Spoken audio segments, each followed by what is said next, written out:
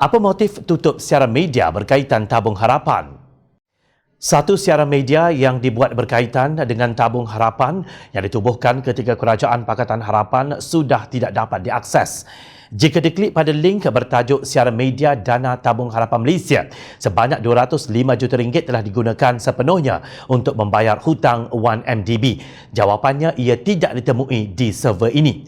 Sebelum ini, bagai si buta tuli, pihak tertentu berteriak ke mana perginya dana tabung harapan walaupun jelas berpuluh-puluh berita mengenainya telah diwawarkan.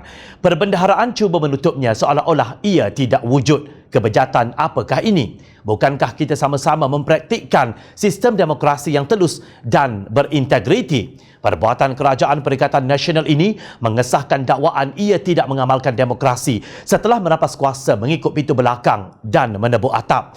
Justru kita tertanya-tanya, apakah isi kandungan laporan media yang ditutup itu?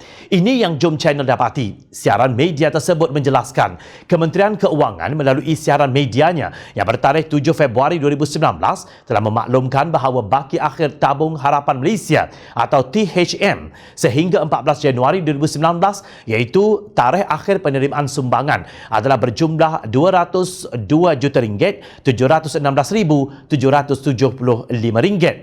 Selanjutnya, faedah pelaburan sebanyak RM2,774,444 telah diterima dan ini menjadikan jumlah besar dalam akaun amanah THM adalah sebanyak RM205,491,219. Seterusnya, ia juga menyebut kerajaan sekali lagi ingin merakamkan setinggi-tinggi penghargaan buat seluruh rakyat Malaysia yang telah menyumbang ke dalam THM ini.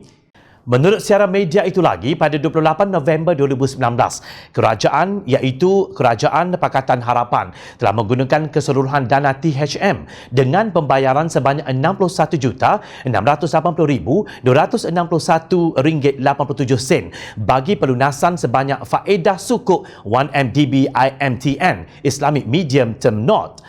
Pembiayaan sebanyak 61.68 juta yang dibiayai oleh Dana Tabung Harapan Malaysia adalah hanya sebahagian daripada jumlah pembayaran faedah IMTN yang berjumlah 143.75 juta ringgit. Baki sebanyak 82.07 juta ringgit telah dibiayai melalui Dana Pemulihan Aset 1MDB yang berjumlah kira-kira 1.45 bilion ringgit setakat ini.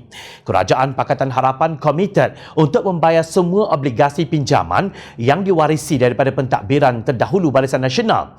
Bayaran seterusnya yang dibuat oleh 1MDB adalah bayaran faedah bond terbitan 1MDB Global Investment Limited atau GIL sebanyak 66 juta dolar Amerika yang akan dibayar pada 9 Mac 2020. Secara keseluruhannya, sebanyak 13.9 bilion ringgit terpaksa dibelanjakan oleh kerajaan untuk membiayai hutang-hutang 1MDB dan SRC International Sdn Bhd sejak 2017 hingga 2020. Jumlah yang telah disediakan oleh Kerajaan Pakatan Harapan untuk tahun 2019 ialah 2.4 bilion ringgit.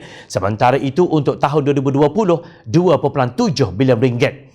Hutang 1MDB pada masa ini adalah berjumlah 50.5 bilion ringgit, termasuk faedah yang hanya akan dilangsaikan sepenuhnya pada tahun 2039.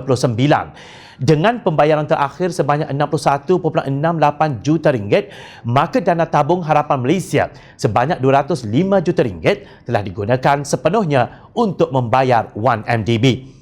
Hanya yang buta hati sahaja yang tidak nampak bahawa dana tersebut tidak masuk ke dalam poket mana-mana pemimpin Pakatan Harapan. Nah, itulah hakikat yang cuba disorok oleh kerajaan pintu belakang. Untuk rekod pada 31 Oktober 2016, Kementerian Keuangan berkata hutang berbilion ringgit 1MDB tidak diklasifikasikan sebagai tunggakan yang ditanggung Kerajaan Persekutuan.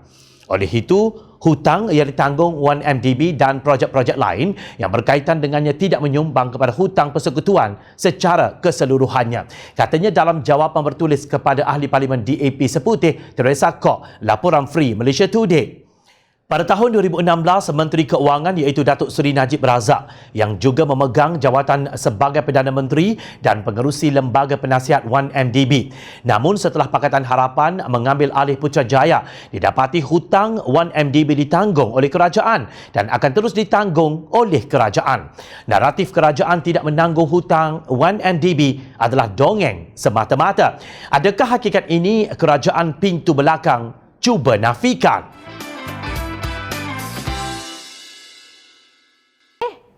Hai! Jangan lupa klik kanan untuk rentasan berita, klik kiri untuk keratan berita dan jangan lupa untuk subscribe kami tau.